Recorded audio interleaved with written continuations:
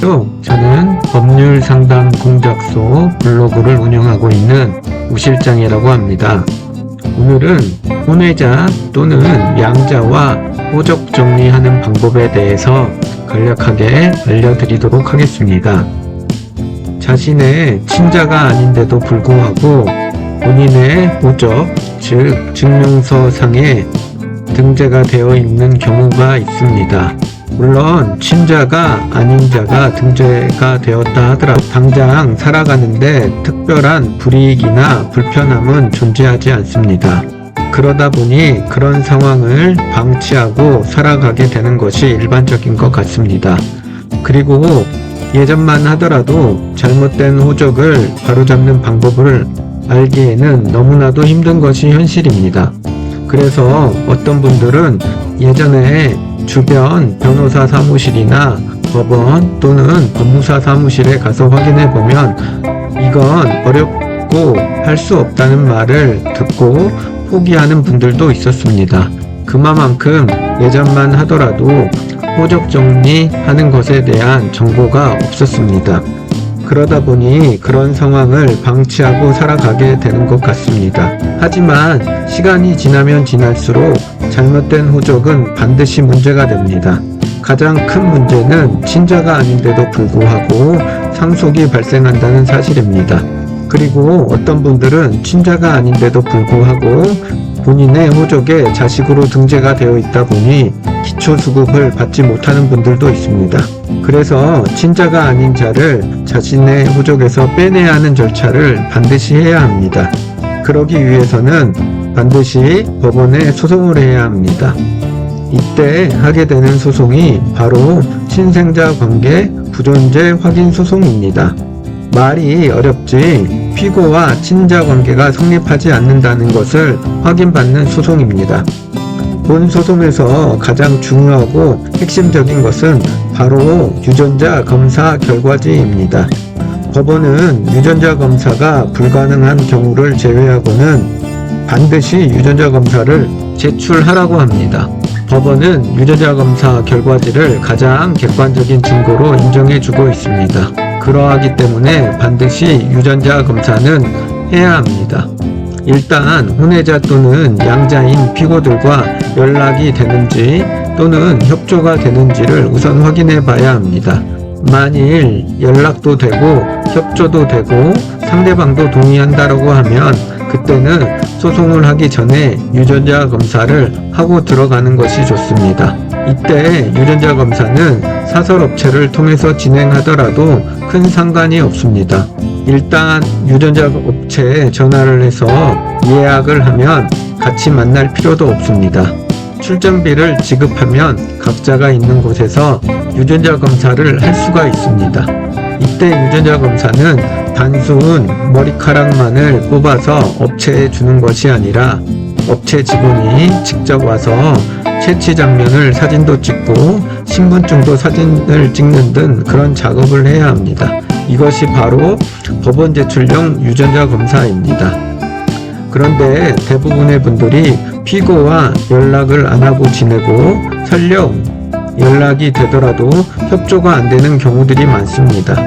그런 경우는 유전자 검사 결과지 없이 법원에 소송을 들어가면 됩니다. 그렇게 소송을 들어간 후 피고가 소장을 수령하면 어떤 분들은 자발적으로 연락 오는 경우들이 있습니다. 그런 경우라고 하면 유전자 검사를 사설업체를 통해서 하면 됩니다. 하지만 많은 분들이 연락이 안 오는 경우들이 있습니다. 그런 경우에는 법원에 수검명령 신청이란 것을 통해서 유전자 검사를 할 수가 있습니다. 수검명령의 경우에는 피고가 2회 이상 응하지 않는 경우에는 과태료 500만원 이하의 금액이 나오게 됩니다. 물론 과태료 처분이 나오더라도 수검명령을 응하면 과태료 처분은 취소가 됩니다. 그래서 대부분의 피고들은 이때 응하게 되는 것 같습니다.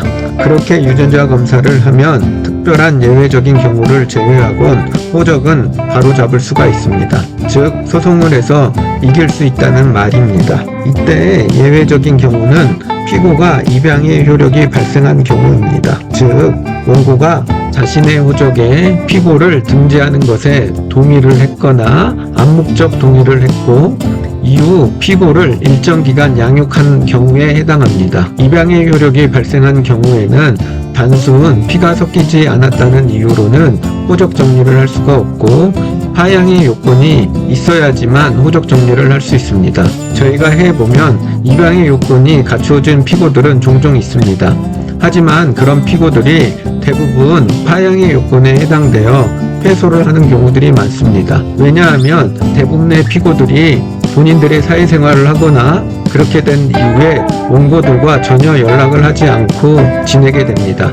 그런 시간이 상당히 흘렀다고 하면 그 자체만으로 파양의 사유가 됩니다. 그러하다 보니 피고가 본소송에서 승소하는 경우는 10건 중에 한두 건밖에 되지 않습니다. 그런 상황이기 때문에 원고들은 피고와 유전자 검사만 된다라고 하면 거의 대부분 잘못된 호적을 바로잡을 수 있습니다. 본 소송의 경우에는 소요되는 시간이 최소 4-5개월 이상. 그런데 여기서 피고가 언제 유전자 검사를 하는지에 따라서 플러스 알파가 더 걸릴 수가 있습니다. 즉 소송 들어가기 전에 유전자 검사를 하거나 변론기일이 지정되기 전에 유전자 검사를 미리 할 수 있다고 하면 빨리 끝나게 될 것이고, 만일 그렇지 않는 경우에는 유전자 검사 결과 시기에 따라서 소송 기간은 달라지게 됩니다. 그러하기 때문에 특히 혼외자나 또는 양자와 호적을 정리하려고 하는 분들은 반드시 소송을 들어가기 전에 확인을 하고 들어가야 합니다.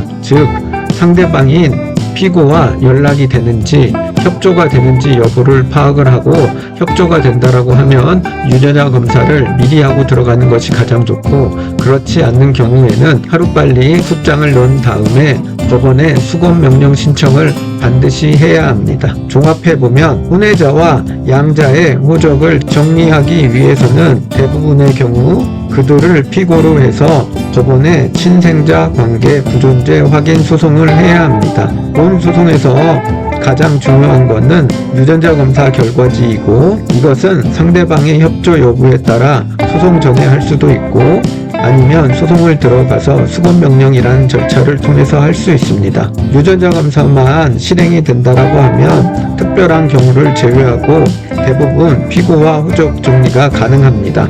또 여기서 중요한 거는 혹여나 피고가 입양의 효력이 발생한 경우라고 하면 반드시 당사자가 살아있어야 됩니다. 왜냐하면 파양은 당사자가 살아있어야지 할 수 있지, 만일 당사자가 돌아가신 경우에는 파양으로서 다툴 수가 없습니다. 그러하기 때문에 양자와 혼외자와 호적을 정리하려고 한다라고 하면 최대한 본인이 살아있을 때 하는 것이 가장 좋은 방법이라는 점 꼭 참고하시기 바랍니다. 여기서 더 궁금한 사항이 있거나 또 상담을 받고자 한다라면 법률상담 공작소 블로그를 확인하시거나 저에게 연락을 주시면 보다 자세하게 더 설명해 드리겠습니다. 오늘도 시청해 주셔서 고맙습니다.